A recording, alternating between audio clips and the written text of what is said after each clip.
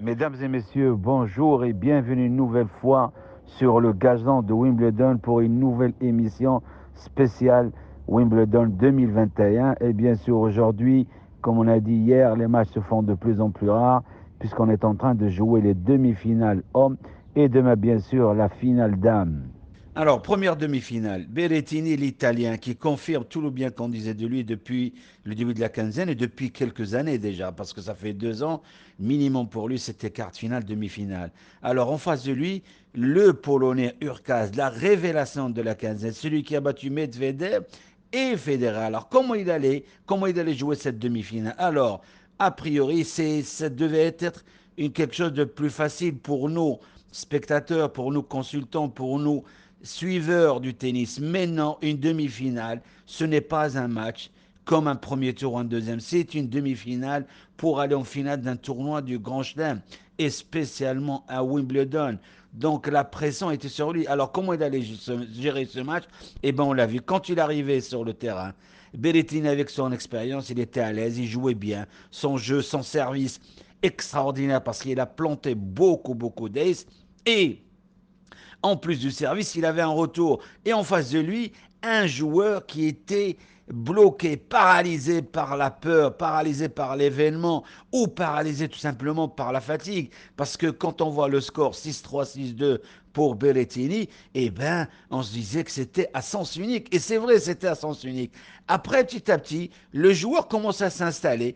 Et à un moment, on pensait que le score allait être en 3-7 pour Berrettini. Et à un moment, on sentait qu'il commençait, Berrettini, l'Italien, avec l'expérience, commençait à avoir le petit bras. Alors, il y a deux choses. Soit il s'est projeté dans le futur, et il a commencé à s'y voir déjà en finale, à se voir déjà en finale, ou alors la peur de gagner, parce que souvent on parle de la peur de perdre, mais il y a la peur de gagner aussi qui arrive, et là, on l'a senti et en face de lui, parce que quand on a un petit peu peur, eh ben, on joue un tout petit peu derrière le corps, légèrement 2-3 cm, eh ben, on fait moins mal à l'adversaire, en coup droit, en revers. Le service, quand on veut jouer slicer, on décide au dernier moment de la jouer à plat, au milieu. Et donc, des petits détails qui font de toi que tu n'es plus laissé, tu perds la lucidité. Et c'est là où le joueur, le Polonais, a pris confiance et il gagne le 7. Et après, le quatrième set a été d'un combat intense, un combat de titan, parce que 6-4 au quatrième pour Berrettini. Donc c'est un score qui est assez solide pour les deux joueurs. Une très belle première demi-finale.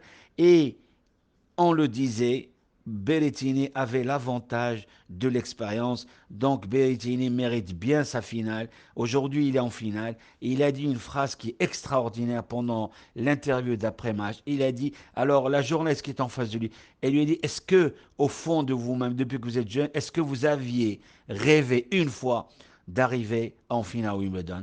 Eh bien, la réponse a été limpide, claire. Il a dit, je n'ai jamais rêvé de Wimbledon en finale parce que c'était tout simplement trop grand pour moi. Quelle modestie et quelle nuance dans les réponses et quelle lucidité dans les réponses. C'est à l'image de la personnalité, c'est la personnalité du joueur. Parce que quand on arrive à donner une réponse comme ça, après une qualification pour la finale, et avoir cette lucidité pour donner cette réponse, ça veut dire que le joueur a la tête bien ancrée sur les épaules et il va nous faire une belle finale contre, je vous laisse deviner. Oui, on a parlé de la qualité du service de Berrettini l'italien. Alors en face de lui, quand on sert, il faut retourner. Eh bien, Urkaz, le Polonais, n'a pas eu l'inspiration pour bien retourner. Alors des fois, on a l'inspiration, on arrive à voir, on arrive à savoir comment il va servir. Est-ce que l'adversaire va servir slicer en fonction du lance? Est-ce qu'il va servir lift? Est-ce qu'il va servir à plat? Et des joueurs, beaucoup de joueurs, ont leur façon de lire la trajectoire de la balle de l'adversaire. Aujourd'hui, dans les deux premières manches, le Polonais n'avait pas cette inspiration. Alors, pour les amoureux du tennis, les entraîneurs, ceux qui suivent le tennis de très près, je vais vous donner juste un exemple d'Agassi. Quand il jouait, le grand joueur, le grand serveur sur gazon, à savoir l'Allemand Boris Becker, qu'on appelait Boum Boum, tellement il plantait que des aces, eh ben, il a fini par trouver l'astuce pour savoir comment il allait servir et de quel endroit. Alors, il regardait sa langue. Quand l'Allemand mettait la langue à droite, il était sûr qu'il allait lui servir le coup droit. Et quand il la mettait à gauche, il était sûr qu'il allait lui servir le revers. C'est extraordinaire comme une information. Parce que nos spectateurs ou, ou juste des suiveurs ou des techniciens, on résume le match juste à un coup droit, un revers, à, à un physique, à une endurance mentale. Mais regardez l'information qu'il nous donne Agassi. Alors, c'est très très important. On doit prendre exemple sur cette discipline, ou plutôt cette définition de retourner le serveur d'un grand comme Boris Becker. Alors il a dit quand il lançait la balle à droite, il savait qu'il allait lui servir le coup droit. Quand il a lancé à gauche, il était sûr qu'il allait lui servir le revers. Donc c'est une très belle information. Et aujourd'hui, malheureusement, pour le Polonais, il n'a pas eu l'inspiration pour lire la trajectoire du service de l'Italien Bellettini parce qu'il a servi à merveille. C'était des cannonballs à chaque fois qu'il frappait la balle. Alors l'autre demi-finale, c'était Djokovic contre Shapovalov. Shapovalov, c'est aussi une révélation de la quinzaine parce qu'il n'a jamais atteint une demi-finale de Wimbledon. Donc il a cherché à faire aussi bien que Raonic, le Canadien, son compatriote, son partenaire de Coupe Davis. Il a essayé de faire comme lui, il est arrivé en finale. Mais en face de lui, c'est le numéro 1 du tableau, le plus grand favori du tournoi. Eh bien, ça arrive même aux grands joueurs, même au numéro 1 mondial. Quand on a vu le premier set, eh ben, on a vu un Djokovic paralysé aussi par la peur. Il n'arrivait pas à bouger. Il jouait très très mal. Il s'est fait breaker. Dans un jeu, il a fait 2 ou 3 doubles fautes dans un seul jeu. C'est du jamais vu pour Djokovic. Mais les grands joueurs de ce calibre-là, ils savent gérer les moments difficiles. Parce que le haut niveau, comme le disait si bien Zinedine Zidane, quand il était grand footballeur, il a dit le haut niveau, c'est la gestion des moments très hauts, des moments moyens et des moments bas. Donc c'est à partir de ce moment-là où on voit un grand joueur parce qu'il n'a pas bien joué. Et ce qui est formidable, c'est qu'il a réussi à faire mal jouer Shapovalov. Parce que Shapovalov, il est arrivé, il a briqué d'entrée. Il menait 2-0. Ça y est, on se disait que le set allait être plié pour Shapovalov, pour le Canadien. Mais non, Djokovic, il s'est accroché. Il a continué à chercher point par point.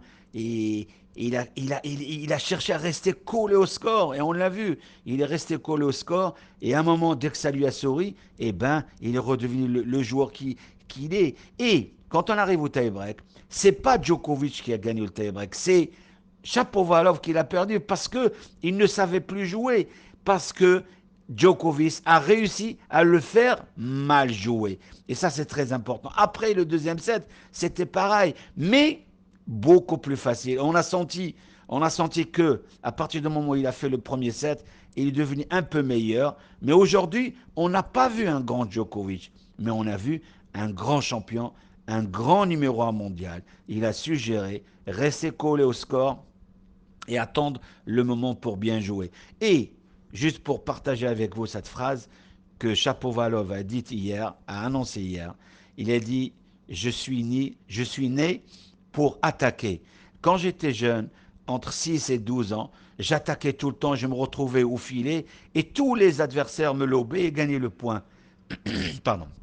Et gagner le point. Alors, je tiens aujourd'hui, en étant en demi-finale à Wimbledon, à remercier chaleureusement ma maman parce qu'elle m'a dit, mon fils, continue à monter au filet, un jour ou un autre, ça va payer. Aujourd'hui, c'est grâce à elle que je suis monté à la volée et que je suis devenu l'attaquant que je suis aujourd'hui parce que en coup droit comme en revers, en service, c'était un régal aujourd'hui. Mais en face de lui, il y avait un type imbattable, à savoir Djokovic. Très très belle finale en perspective entre l'Italien et Djokovic. Donc ça promet, ça promet. On s'est régalé pendant toute la quinzaine, mais là c'était encore une demi-finale vraiment bien équilibrée. Et bravo messieurs, vous nous avez régalé.